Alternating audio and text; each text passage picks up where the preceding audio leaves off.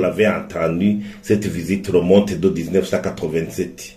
Il venait de passer 37 ans. Ça veut dire que c'était une visite cruciale dans la vie de la coopération internationale avec le Burundi.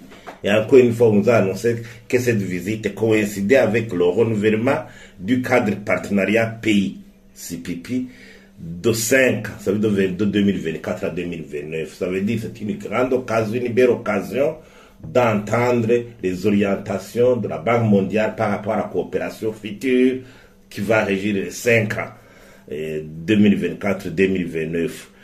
Or, nous avons signalé que c'est une belle opportunité, c'est une aubaine, car le Burundi vient de valider son document d'orientation de vision économique, c'est-à-dire la vision 2040-2060, qui trace une trajectoire vers l'émergence.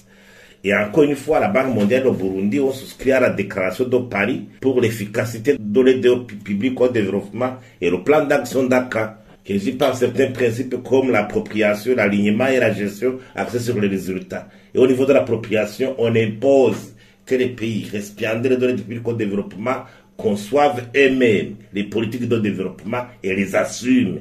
Et puis les partenaires donateurs s'alignent à ces politiques. Ça veut dire que le Burundi a déjà fait son travail et la Banque mondiale qui accepte de s'aligner à cette orientation de vision économique. Il reste, c'est de voir comment faire une gestion axée sur le résultat pour que l'appui de la Banque mondiale puisse changer le quotidien du Burundi.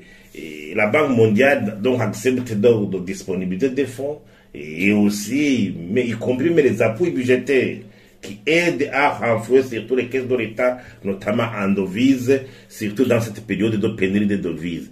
Donc les leçons à tirer aussi devraient servir parce que pour qu'il y ait la gestion axée sur les résultats, il faut aussi partir des résultats du passé. Parce que la Banque mondiale a ses principes d'évaluation des institutions et cote la capacité d'un pays de gestion des fonds lui accordés. Dans le cadre de ces pays, Country Policy Institutional Assessment, notamment voir si les institutions sont efficaces, le niveau de gouvernance.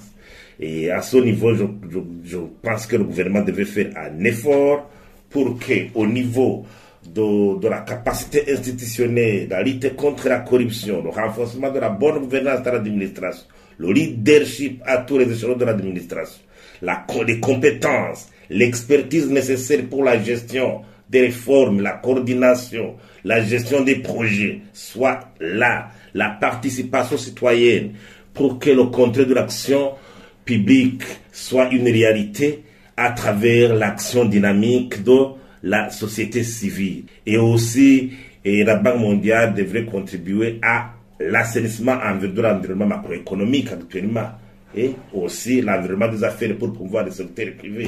Cet environnement macroéconomique est caractérisé par des situations peu reluisantes comme le taux d'inflation, l'équilibre externe, la pénurie des devises, et la politique fiscale.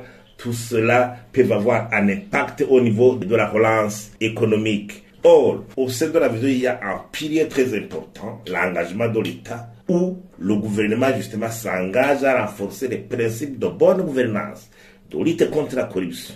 Même le PND qui a été adapté à la vision, il y a un pilier comme la gouvernance, la coopération et au développement qui sont là pour prouver l'engagement de l'État à asseoir cette dynamique de renforcement des capacités institutionnelles pour servir le développement socio-économique. Alors, nous encourageons la Banque mondiale avec le gouvernement de continuer à faire le dialogue pour que la gestion axée sur les résultats crée vraiment un changement dans notre pays et que le Burundi puisse aussi, après des années, bénéficier d'efforts substantiels au lieu d'être toujours éligible à des petits guichets, des dons, comme d'autres pays le bénéficient pour faire de grands travaux publics comme les infrastructures. Parce que le Burundi a besoin tant d'infrastructures qui devaient servir la base de son développement.